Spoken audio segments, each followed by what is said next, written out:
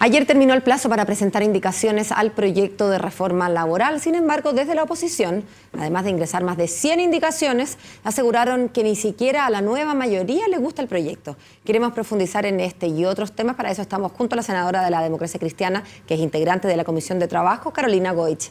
Senadora, ¿cómo le va? Gracias por acompañarnos. Pablo, gracias a ti. Dicen de la oposición que ni siquiera la nueva mayoría. Bueno, usted no es la nueva mayoría, pero es parte de la nueva mayoría. Sí, ¿a usted le gusta cómo está? Mira, y he sido parte del proceso de este proyecto que se presentó a principios de año, o sea que ya lleva una larga tramitación de varios meses.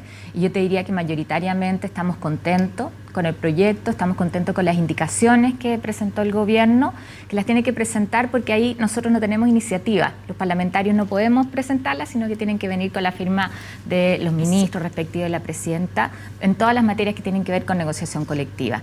Y yo creo que este es un proyecto donde se perfecciona lo que venía de la Cámara, se reafirma el objetivo central, que es que nosotros fortalezcamos la capacidad de los trabajadores organizados de sentarse a la mesa y negociar. ¿Usted está de acuerdo que esto, senadora, entonces debería como llamarse reforma sindical más que reforma laboral, en el sentido de que lo que el sujeto que toma como centro es el colectivo, el sindicato, y no el trabajador como individualmente contado? Esta es una reforma que actualiza nuestro Código del Trabajo en materia de derechos colectivos, efectivamente, ese es su objetivo. Y porque este tema no había sido tocado, incluso yo te diría desde el plan laboral. Nosotros habíamos avanzado mucho en derechos individuales, pero no en el fortalecimiento del derecho colectivo.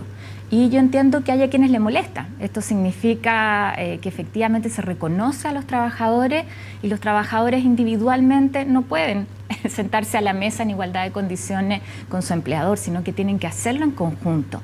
Pero eso es una mirada de relaciones laborales más moderna, donde uno dice cómo generamos efectivamente diálogo, tiene que ser dando las herramientas a los trabajadores para poder equilibrar las fuerzas durante una negociación. Senadora, venció el plazo para las indicaciones y sin embargo ellas se ingresaron antes de plazo, lo que habla muy bien del trabajo que se está haciendo desde el Ejecutivo, muy expedito.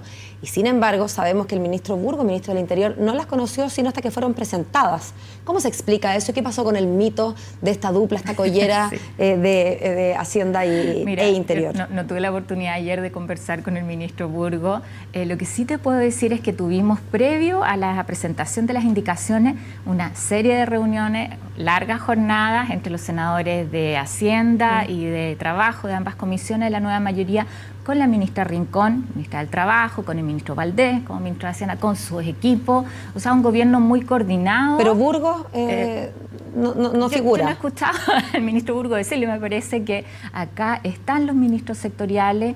Ayer escuchamos las declaraciones del ministro Valdés a la salida del comité político, donde además señala que las indicaciones han sido bien recibidas, porque lo que hacen es ir despejando también algunos temores que se habían instalado. El decir que un trabajador que no está en huelga o que no es parte del sindicato tenga todas las garantías para ejercer sus funciones y que el empleador en eso tenga también el espacio si es que tiene que hacer algunas adecuaciones para que sea así. Estamos poniéndonos en el caso de un sindicato que está en una actividad relevante o neurálgica de la empresa. Entonces uno dice, eso no es práctica antisindical, no busca perforar o minar la huelga, sino que garantizar al trabajador que no está en el proceso que pueda cumplir con sus funciones. ¿Con sus funciones o con otra función? Ahí está el tema del reemplazo interno. Claro, con sus funciones. ¿Y hasta qué punto se considera mi función el solamente estar sentada en mi silla, por ponerle el ejemplo, y no estar, no sé, maquillándome? Bueno, ¿Hasta qué punto se va a hacer estricto? En eso uno da siempre el ejemplo de los porteros. Sí, toda la gente que abre habitualmente la puerta de la empresa está en huelga y hay trabajadores que no están en el sindicato y tienen que entrar, alguien tiene que abrir la puerta, eso es lógico. Si acá lo importante es que no se establezca un reemplazo que lo que busca es debilitar la huelga, sino que incluso nosotros en esto especificamos también la definición de servicios mínimos, que es distinto a la alternativa al reemplazo, la sustitución, porque son los propios trabajadores del sindicato quienes van a tener que ponerse de acuerdo previamente, si es que es necesario, en ciertas cosas donde tiene que haber trabajadores, se llaman equipos de emergencia, para cautelar las instalaciones de la empresa, la seguridad de los trabajadores, o evitar temas medioambientales, o hacerse cargo de algunos temas de utilidad pública. Senadora, uno se imagina que las cosas se hacen bien y se quiere hacer las cosas bien para no tener que enmendarlas.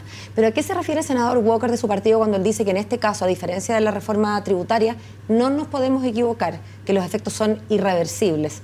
¿No es acaso una ley siempre reversible con otra ley? Sí, siempre reversible. Y entonces, ¿por qué esta necesidad de hacerlo? Yo creo que en esto hemos ido haciendo un trabajo bien riguroso. Hay diferencia evidente, yo no las voy a desmentir, incluso dentro de la bancada de senadores de la democracia. A propósito de Walker, dice usted. Sí, pero me parece que en el trabajo que hemos ido haciendo en distintas etapas de la tramitación, ahora vamos a la discusión en particular, por eso se han presentado las indicaciones, se va a discutir el detalle de cada una de ellas, pueden haber perfeccionamientos menores. A mí me parece que en lo grueso, y que es lo importante de lo que pasó el sábado, resolvimos diferencias que había, pero ahí vamos confluyendo, pero lo importante es que compartimos el objetivo central del proyecto. Hay cosas novedosas que también se han incorporado en las indicaciones. Sí, quiero que me las cuente porque algo me sopló. Sí, y eso me encantó. Claro, y que tienen que ver con los pactos de adaptabilidad.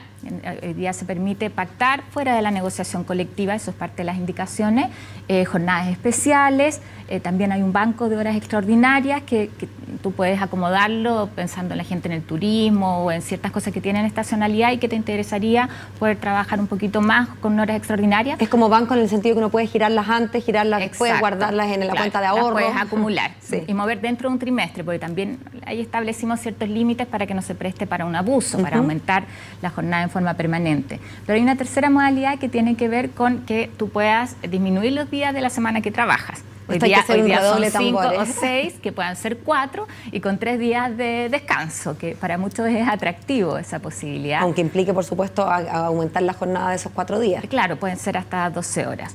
Pero también queremos discutir, y esa es una de las propuestas que yo he encabezado, la posibilidad de hacer pacto en el caso de trabajadoras y trabajadores que tienen responsabilidades familiares. Todas las mujeres sabemos cómo tenemos que hacer maravillas para equilibrar, ¿no es cierto?, las responsabilidades de crianza cuando tenemos niños pequeños. Entonces, la posibilidad de pactar que tú hagas parte de tu trabajo en la casa y parte en la empresa cuando eso es posible.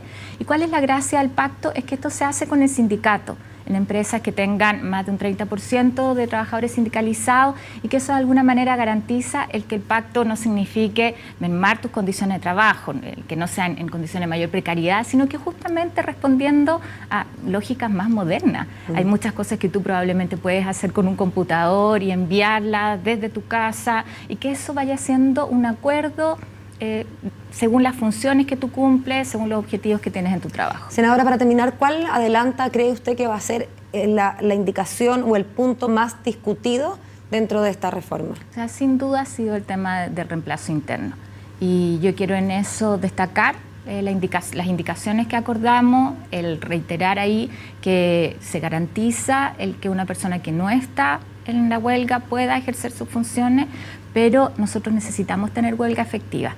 Y eso no es porque sí nomás, sino porque para que la huelga cumpla su efecto tiene que ser huelga efectiva. Y el efecto ideal es que no lleguemos a la huelga, sino que se produzca el acuerdo previamente. Y en esto yo creo que ha habido mucho mito, una suerte de caricatura en torno a la huelga. Parecerá que para algunos creen que los trabajadores incluso buscan la huelga, que les gusta, que podrían atentar contra la empresa, y uno dice, no, si es tu puesto de trabajo, tú lo vas a cuidar.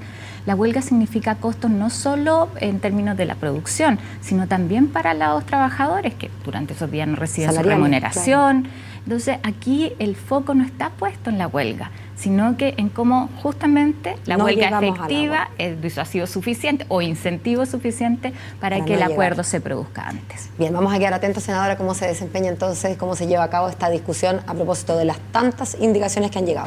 Muchas gracias por acompañarnos y que tenga felices fiestas. Muchas gracias, igual para ustedes, a bailar mucha cueca. Sí. Y nos vamos a la pausa, ya estamos de vuelta.